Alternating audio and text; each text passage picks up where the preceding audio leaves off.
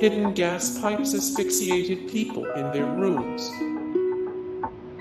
When investigators searched the castle after Holmes was arrested, one of the most disturbing things they discovered was a system of gas pipes hidden in the walls and floors.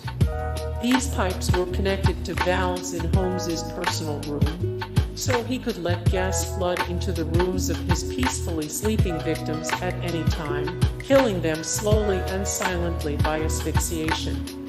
Not even people with whom Holmes was close could trust that they wouldn't be secretly gassed to death. Chicago authorities believed that this might have been how he killed his mistress and bookkeeper, Julia Connor.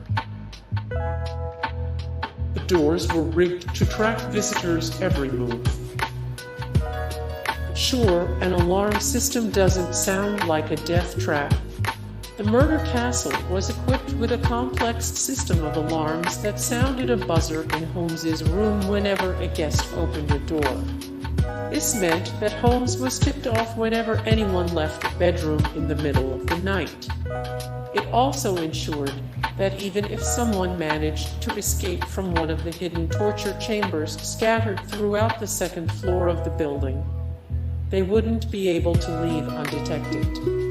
In effect, Holmes invented a modern security system just so that he could kill people as efficiently as possible. Fake walls and hidden doors let Holmes stalk the hotel in secret. Fake walls and hidden doors let Holmes stalk the hotel in secret. Labs full of poison were used for twisted experiments. Labs full of poison were used for twisted experiments. Iron-lined rooms were fitted with blowtorches. Iron-lined rooms were fitted with blowtorches. A medieval torture rack in the basement.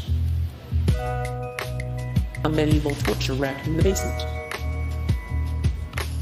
A secret room with no doors to starve a victim in pitch black.